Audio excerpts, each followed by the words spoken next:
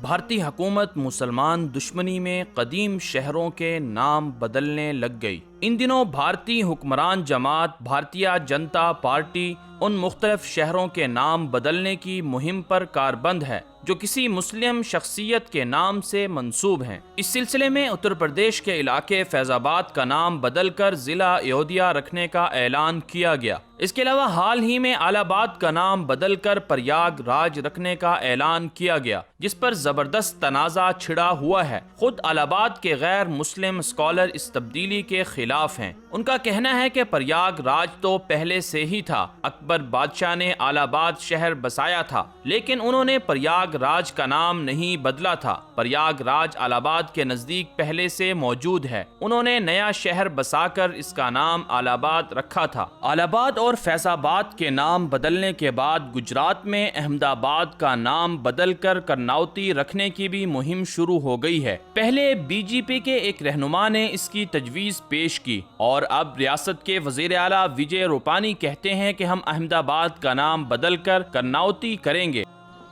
احمد آباد کا نام کرناوتی کی بات جو بہت سال سے چل رہی ہے، اس کے بارے میں ضرور ہم وچارنا کر رہے ہیں، سوچ رہے ہیں۔